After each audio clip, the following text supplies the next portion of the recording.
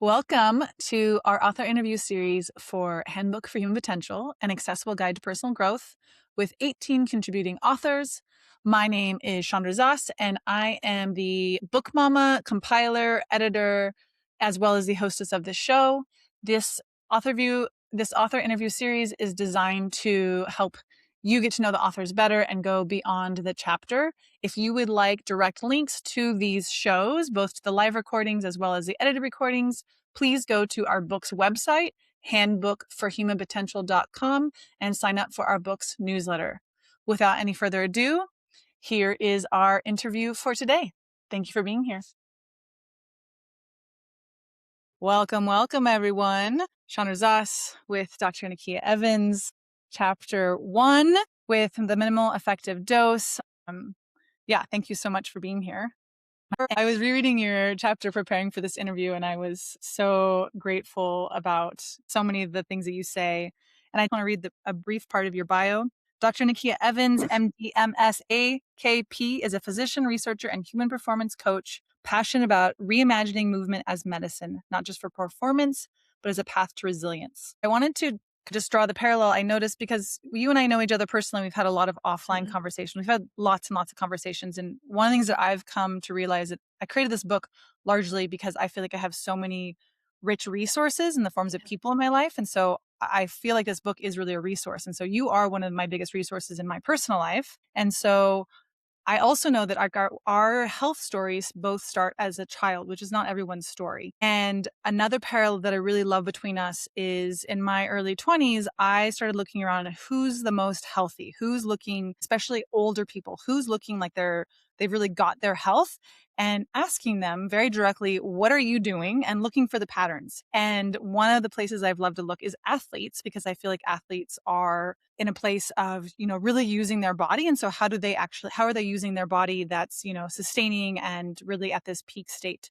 And so I really love, as my intro to your chapter says, I really love that you chose to write about this and that you work with athletes. And I know I'm throwing a lot at you and you can take what you want, but one of our last conversations really struck me about how you shared in the clients that you're working with, especially the older clients, what are their physical routines?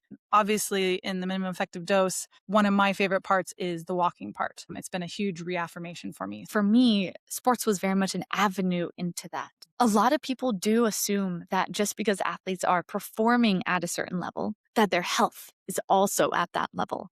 And that's something that more and more as we research athletes, for people who are heavily involved with coaching or programming, training for athletes and looking at the health issues that athletes face, there is a lot of a disconnect sometimes between health and performance. And a big thing that I really focus on in my coaching practice is helping bridge that gap and allowing health and performance to kind of integrate more. And that might seem kind of like a wild statement to say that you can have performance but not health. And a big part of that is the amount of stress that trying to perform at a high level, whether you're a athlete, whether you are a parent who is a new mom or dad staying up, trying to handle all of these new, both mental, physical, emotional stressors, whether this is someone who is being hard pressed at work, whether this is someone who is getting stress from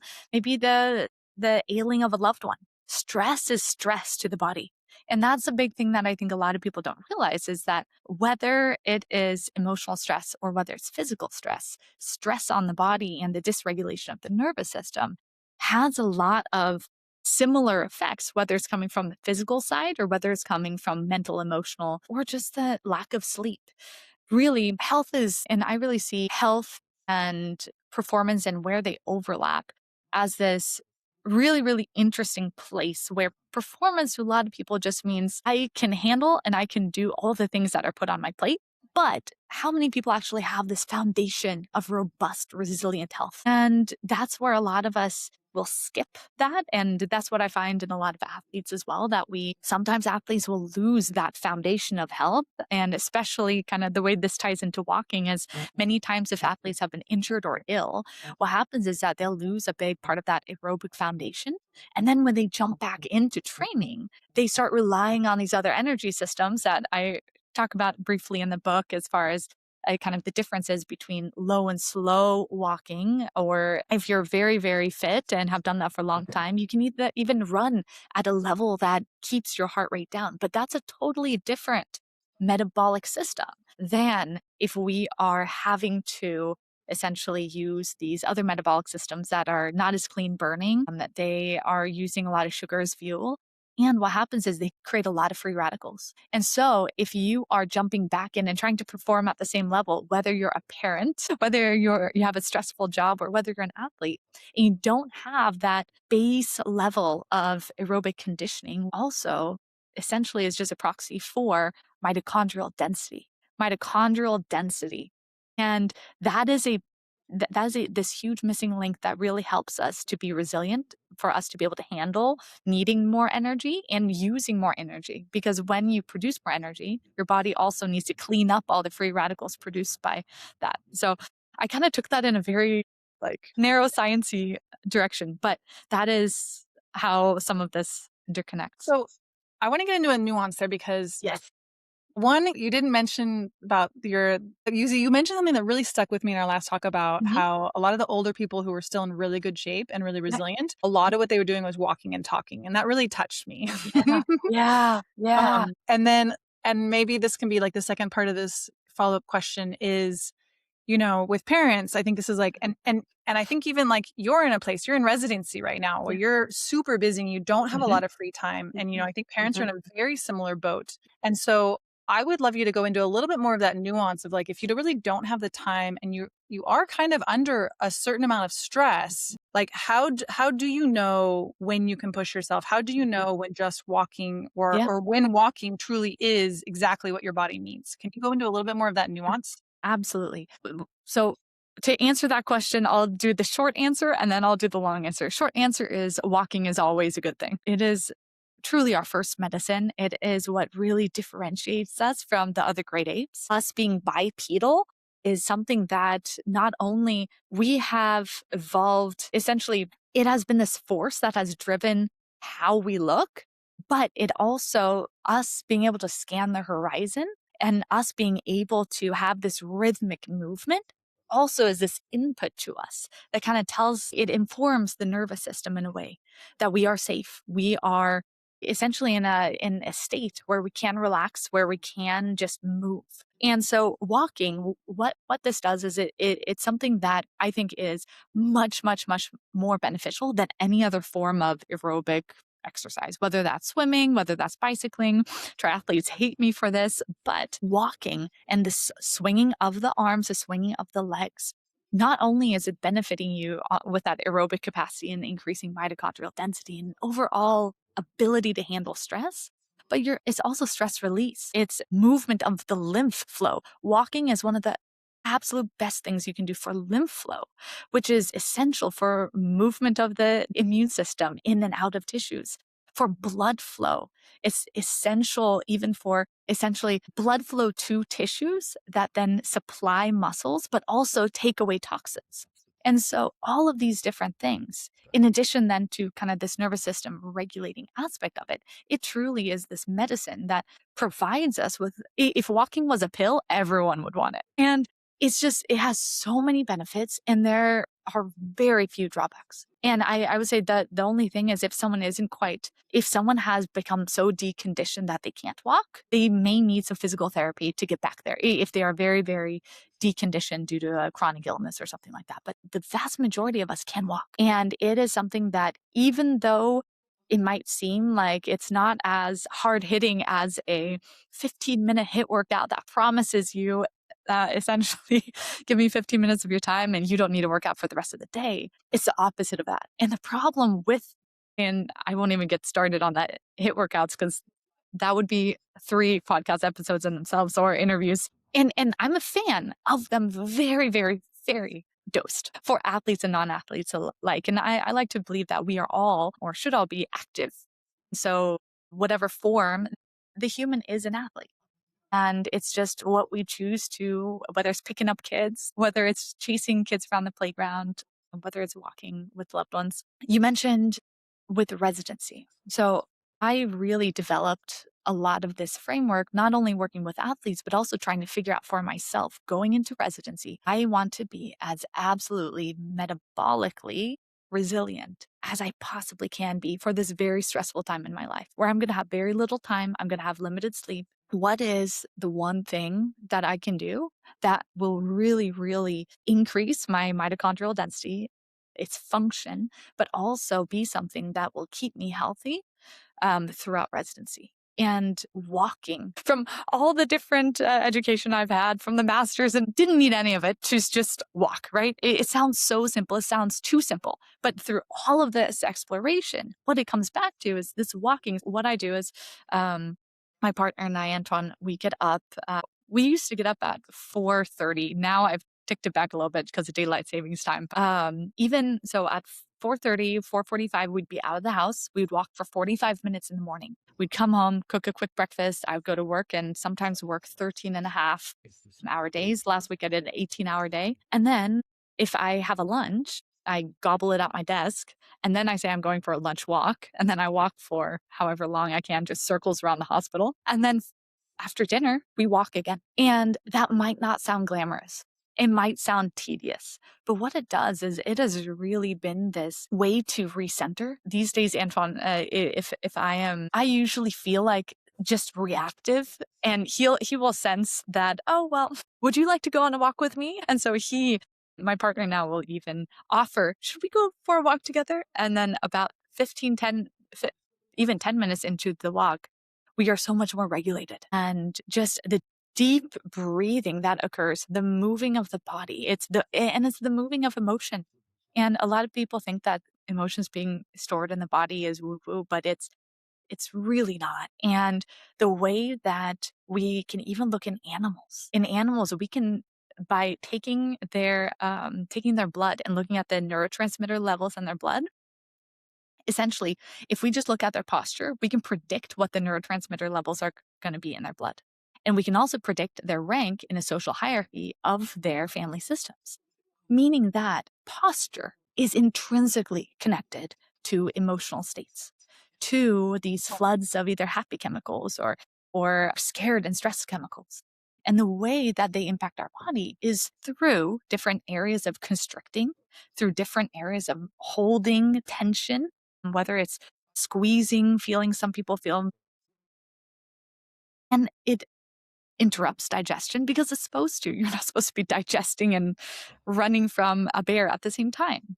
All of these things are not the body breaking down. It's the body doing exactly what it's supposed to do. It's just very confusing in this modern life where there's stressors all over the place, and it's not always the right thing to do to run or fight. Yeah. So as a parent, a lot of what you have shared with me in your belief system for me has been really like reaffirming in a lot of things that I've found true to be in myself and my body and my experience. And in my Food and Moon program, I've had a number of people say, well, you're really missing the movement piece. Like it would really be good if you add that in. And I have just always been so hesitant because I don't feel like this is my specialty.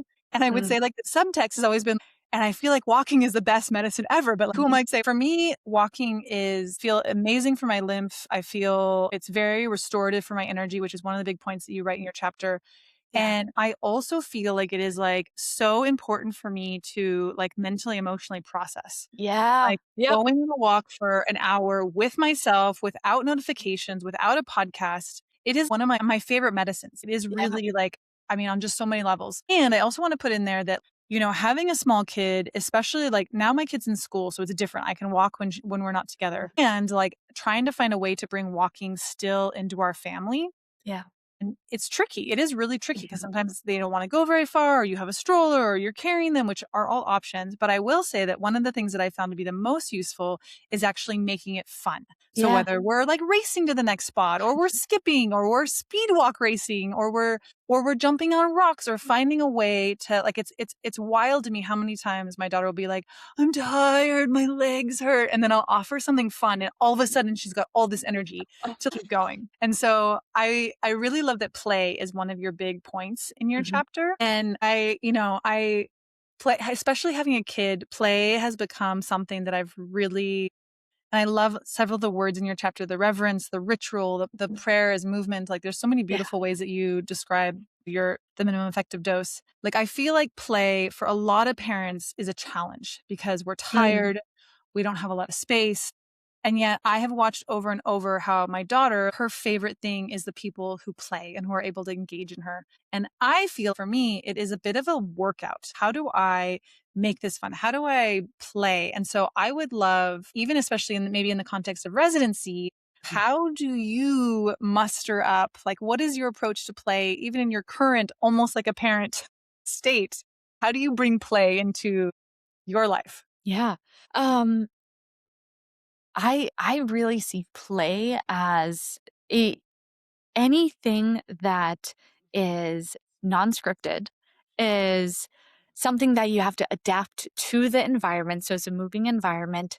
And there's no one who says that it can't, or that it has to look the same all year or in different seasons or to everyone. For some people, play might look like, hey, I snow ski every other weekend. For some people, it might look like I go and I play some tennis. Or other people, it might look like I go to this improv class. Or the thing is, it's doesn't just have to be physical. It can also be something like, oh, I do open mics.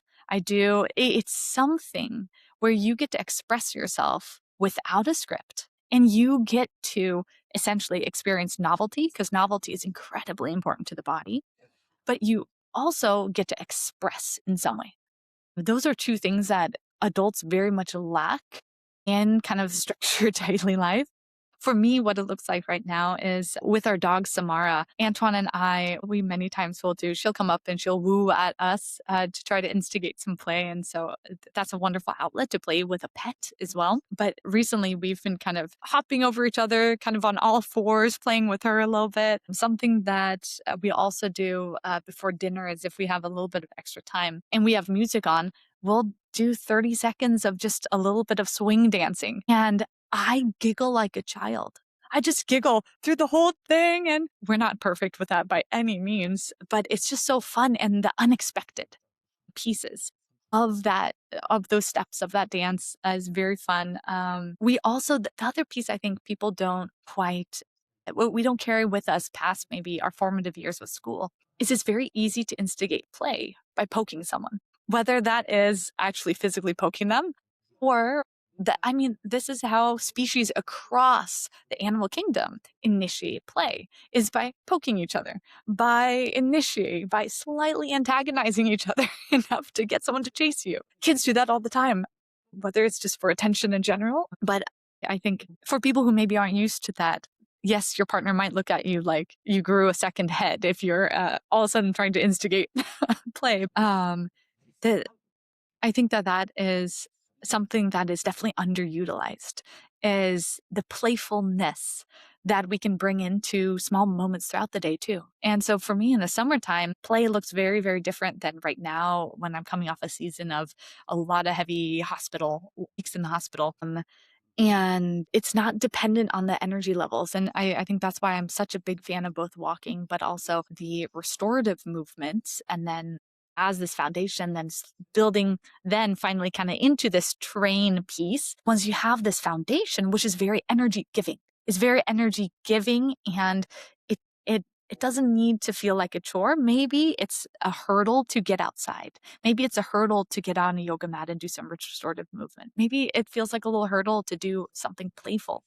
But with each of these, what I would recommend is giving yourself the smallest bar ever to have a success. For example, something for walking is I say just go outside. If you turn around and go right back in, that's fine. But just go outside and see if you want to walk. And if you tell yourself, I can turn around whenever I feel like it, that many times is a great way to decrease that activation energy, we call it, or decrease that hurdle.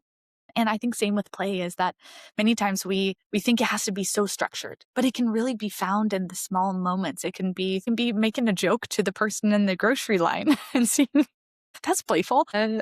There's this element of the unknown. Are they going to think I'm crazy, or are they going to laugh? Or maybe they'll give me a little pity laugh. Who knows? Beautiful. Nice. I would say I love walking, just walk outside. It's a great one. And then I would say if you're at home and you have people in your home with you or pets, lay on the ground. I feel like that's such an easy way to just start some play. I love that add in that it's more than even thinking about physical movement. It's actually invoking a emotional state. Yeah. And it reminds me of something that Dr. Tamari was saying about how when we play, we can't be stressed, and it's almost so if just activating that play, even, I don't know, probably one time a day, or even, as often as we can think about it, actually has an impact on our cortisol. Yeah. And I'm also happy on any of things to go into the deep nitty-gritty biochemistry. It's something that I think we also intuitively understand. And it's a lot of things where I think many times we use science to prove to ourselves that we should be doing this. But really, in all the work that I do, what I see over and over and over again is that, wow, I think we were right all along. What felt right or what felt good to the body, wow, there's science behind it now. It's like meditations. Now that there's 15 years of science behind it, now it's suddenly good for you. Whereas before we had science behind it, was it not good for you?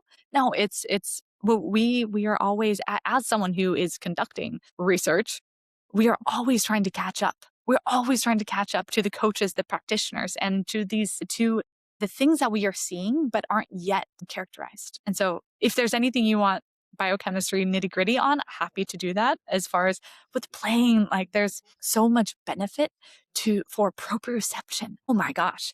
Being barefoot, all of these different things that create different inputs, especially to the foot, and having to experience the world from different joint angles. It sends much more input both up and down the neuromuscular junctions and all the way up into the brain. And all of these things also increase the amount of not only blood flow, but also it can help people get feeling back in limbs that maybe they've had some neuropathy with. There's a lot of benefits, and it's a fun field to be a part of. But at the base level, that we just intuitively can feel the things that feel good too. And so that's why many times I like to speak also from I'm an artsy person. I enjoy poetry. I love kind of intersecting all of that. And so I have a question, because especially with your offering, I definitely lack in the scientific, even questions or words.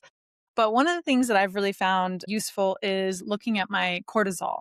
And, I would love to do actually 2 plugs. There's 2 products that I recommend to a lot of people because you were the original person who recommended them to me. One is Function Health for labs. I really appreciate, and if you want to say anything about labs, I really appreciate, they're trying to make labs really accessible, especially preventative labs. And, for, either $500, or you can get a coupon for $365, you get 2 sets of huge full spectrum labs.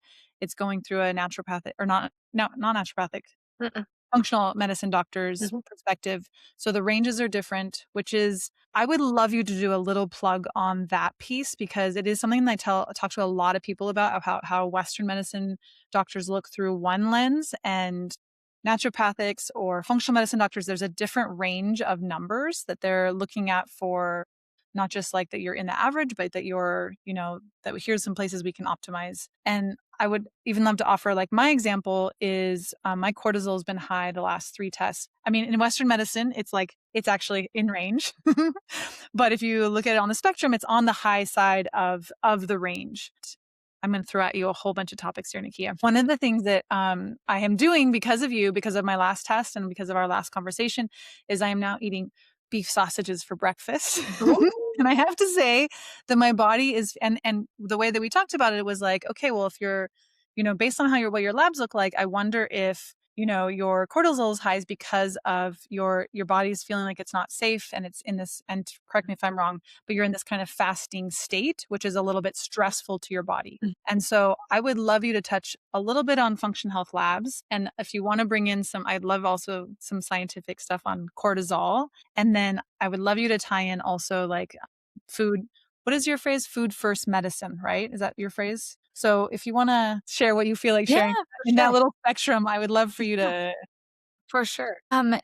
Is as far as the labs and kind of those different ranges that you see in a platform like Function, and there's a few different ones of those that give you a really comprehensive like 500 or not 500, 100 plus labs for Function. I think is 100 plus. What is really, really interesting with those sorts of services is that you're able to look at kind of the snapshot in time of a lot of different things that if someone was seeing me in clinic, we stepwise order just one thing at a time and really just looking for, is this disease or is it not disease, right? And so really following kind of our standard of care right now, what we look at for cortisol is, do you have a disease essentially of super high cortisol, or do you have a disease of almost no cortisol production at all? And almost no one falls into those two categories. Almost nobody. And by that, I'm not saying it's a super rare disease, but it's a very minuscule proportion of the population that truly has either Addison's or Cushing's disease. So those are the Addison's and Cushing's. So Cushing's is when you have super high cortisol. Addison's is when you have super low. And many times it's due to either a tumor or essentially a process that is outside of normal physiology. Now, what a functional approach to labs is looking at how is the body responding to stressors, and kind of away from these two big extremes, what does, for example, cortisol look like within someone's normal, how does it function in the body? Thus the name of functional medicine and things like that. And so cortisol is one of those things where it's a phenomenal hormone. It gives us the energy to get up and go. I'm a huge fan of fasting, and fasting is very stressful to the body. It is something that it kicks up cortisol to go tell your liver to produce blood sugar and maintain blood sugar. And so what people will find is that when they are having, either if they're doing a longer fast or if they're fasting excessively, and by excessively, that's different depending on where you are in your life. A premenopausal is going to be different than a postmenopausal. It's going to be different from men. It's going to be very different from children. It's very, very different from old people, right? And by old people, I mean like elderly, like 80 plus. So it's different for everybody. And what we can see is that if people are, for example, fasting excessively, and by that I mean too long, too often, or not at the right time. Not at the right time, meaning maybe you have a lot of other things that are also stressful to your body at that time. Maybe you're also doing excessive cold plunging and fasting, and you have stress from work, for example, or it's just too long or it's too often. All of those things increase cortisol. And what cortisol really does, and it's a survival hormone. It helps us survive. But it also, if it's increased for too much too long, what can happen is it tells other systems in the body, it informs them, hey, this isn't a great time to be fertile. So let's shut down our fertility for a while and focus on survival. And so cortisol directly inhibits testosterone. So that's something that's very interesting for men to realize, is that the higher their cortisol is, it's inhibiting their testosterone. That cortisol too is it completely changes metabolism. It changes how your body handles the same meals. You could be eating the exact same meal at the exact same time, and the amount of cortisol you have is going to completely change the way your body handles that meal. And by that, I even mean to the blood sugar spike you get with it. So cortisol is this player in so many different metabolic processes that is really important to it. I really don't think that everyone has to go get cortisol tested. The reason for that is because it changes throughout the whole day. And I could tell someone exactly how to have the absolute worst score ever, or tell someone to go on vacation, get some sleep, and then let's test it and it'll be great. The point is that it's a snapshot in time. And that can give people a lot of information too about their health. Kind of some, hey, you might be more stressed than you think you are. A lot of people, so that's the amazing thing about cortisol, is that when cortisol is high, you don't feel like you're stressed. That is something people don't realize. Cortisol helps us have energy. It helps us perform. My cortisol is much higher right now talking to you than it was earlier today because I'm on for this interview. When cortisol is really low, we're really depleted. We're really tired. Now, it's the appropriate fluctuation of cortisol throughout the day with our circadian rhythm that makes it makes all the difference. And so cortisol being high when we need it and low when we don't need it is what's so important. And it's this chronic elevation of cortisol. So cortisol staying high when we don't need it, that is a piece that is kind of this chronic or toxic stress. So hopefully that answered some of those things. Yeah, I think the one thing that I would love to just you alluded to it, but I feel Mhm. like it's a really worthy point is, I know we both agree on like just stress is just one of the most important things we can all do for our health. Mhm. A lot of people even, fill in or correct me how you'd like, but even with like people who are feeling like they're overweight, and they're like, I'm Mhm. not eating very much, but I'm like, I can't, my body's still overweight. And stress is just such a huge factor here because Mhm. when we're stressed, our body is actually holding on to that weight. Yeah. You can maybe give the more like scientific, or you did give the more scientific version of that. But I would just say in layman's term, that's just so much of what's happening is just Well, go ahead. cortisol also stimulates literally sympathetic receptors, literally in the fat around the belly. The fat around the belly and hips, they have special receptors specifically for the nervous system, the sympathetic nervous system, that trigger those fat cells to create more fat and multiply. Literally, there are receptors on them, the fat in those areas, and there are different receptors than the fat that is on the thighs. And it's different receptors than the fats so the thighs and the butt have different receptors. They respond more to female hormones, but the fat around the middle and on the hips, it is specifically sensitive to cortisol, and it is where people store weight when cortisol is high because of the survival mechanism. And that's not to say that fat is bad. Fat's doing its job. It's supposed to help you survive until it's time to relax. And the thing that a lot of people try to do is they try to diet their way or over exercise their way to trying to lose that fat. And unfortunately, what happens is that it just increases cortisol and it's increasing that signaling to, hey, we need to store, we need to store, we need to store. And so that is why it's so incredibly important for people. Yes, you can fast, but you then also must take the responsibility to also fuel really, really well and feast as well. And so And walk. that's and yes, without me needing to say it, hopefully at this point, definitely walking. But that's the other piece that I've been doing for residency is I was never a big fan of an early breakfast, but I've been eating about 60 to 80 grams of protein every single morning. We cook it between like 5:30, 5:45, and I eat it in the morning. It is one of the strategies I've been employing in addition to my walking to be able to handle these massive amounts of stress in my life right now. And so eating more has actually helped the metabolism to run properly. And so it's this buffer that I'm also employing to make my body feel safe. But walking still, I can do all the same things but not walk, and the body just does not shake off the that and the restore practices. Those two things are huge, huge, huge. And I wish more people would employ them to reset their nervous systems. And Yeah, I play, have of to course. say that, your chapter has I have been talking to a lot of readers, and a lot of readers are walking a lot more Yes, or walking more because of your chapter. fantastic.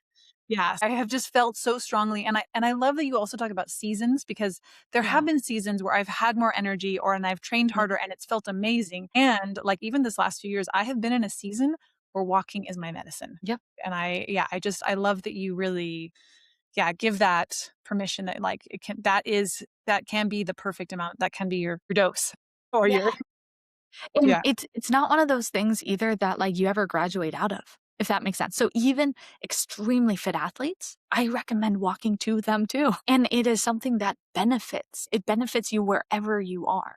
And there's ways to make it harder if you want it to feel harder. And you can put weighted vest on, you can go walk up in the mountains. There's different ways to dose it as well. But it's just so huge. I think it's I think that I must have I know that we're recording this somewhere, but I'm not sure that we're actually live because I'm not but so I have one question that I'm dying to ask you. And I actually asked you and I know you're so busy, but I am loving getting away from my smartwatch. I actually Mhm. really love not wearing it. And I would really love to know, I know that you use a pedometer. Mhm. for walking and Mhm. just counting steps. Does it matter the brand? Is there one that No. you recommend that you love, or just any old pedometer would be? And I don't think that so I only wear it here and there to give me a sense of how many steps we get. So as some big takeaways that I got from wearing mine was even when I feel like I'm doing a lot of walking all day at the hospital, I'm only getting about 4,000 steps, which is shocking. Versus if I go out for a 40-minute walk, I can get about 4,000 just right there. So that for me, based on kind of my stride length and things like that, for me, 10 minutes of walking is about 1,000 steps. And so for me, doing 40 to 45 minutes, sometimes 50 minutes of walking in the morning, doing a 15 to 30-minute walk in the afternoon, and then in the evening time, if I can, I'll do some more walking, but just through the 40 minutes and then we can say another 20 minutes plus my just regular day-to-day walking. So that's about 60 minutes of walking plus just being a human. That hits that kind of 12 mark that I like to shoot for. I love that you broke down the math, because that is actually pretty much what feels amazing to my body. Either Yeah. one good hour walk or 2 half-hour walks. That's Yeah. where I'm feeling like things are humming along. Yeah, yeah. That is kind of my minimum dose to feel really well. If I got a weekend, I'm a sucker for 1.5, 2.5 hour walks. Oh, yeah. Oh, yeah. And if I'm in a season of life where I have the ability to do distance hiking, Antoine and I were getting into doing kind of 9 to 12 milers. That just felt glorious. Yes, I totally feel you on that. Yeah, when I've traveled, I've loved walking cities. It's just like, Yeah. yeah. We're getting down to our last Yep. few minutes here, and I mean, I have several more questions that we didn't get to. Think I will save them, but I would really love you to share something that you're wanting the listener to take away from Mm. this. What would be your, like? I think the biggest thing is number one, learning to listen to the body again.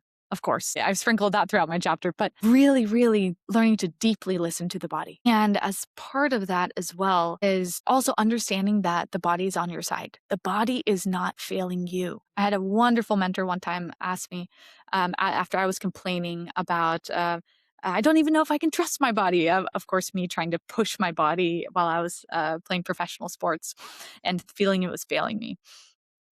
And he said, "Can your body trust you? Can it trust you?" And the answer was no. I would just extracted and extracted. It was really extractive relationship. And coming into balance and coming into relationship with my body that was non-extractive, but really nourishing, really trying to give it. I mean, you wouldn't treat a dog like that, right?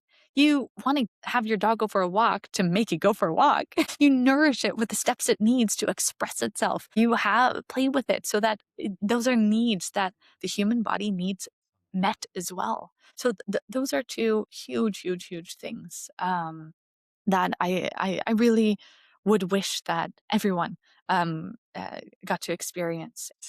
Makes me think of my partner who we both know. Yeah.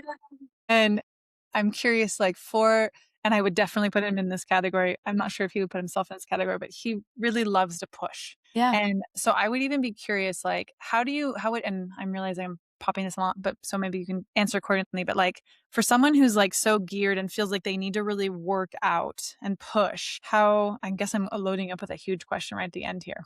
What would you say to that? Would you say, yeah, what would you say? That's totally fine too. Meaning that is a form of expression. That's a form of play. That's a form of all of these things too. Because many times I'll have people tell me that I need that for my mental health. That is my only way to express some of these feelings that I can't express on the rest of my life. I can express aggression. I can express frustration.